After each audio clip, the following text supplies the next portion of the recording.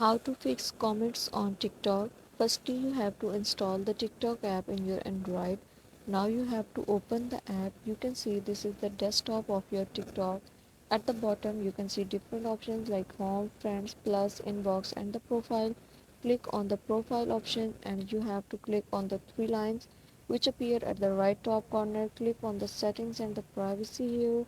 Before this, just make sure watch the complete video and follow each step carefully to avoid forgetting anything and making mistakes.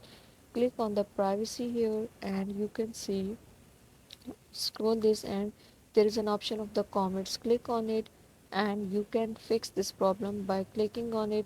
Who can comment you on videos and stories? If you have to click on everyone, that everyone will be allowed followers that you follow back and then no one. In this way you can fix the comment problem on TikTok. Thank you so much. That was all. Please consider showing your support by commenting, liking, sharing, and subscribing to our channel for more valuable content in the future. Your engagement is highly appreciated. I wish you very, very good luck. Thanks.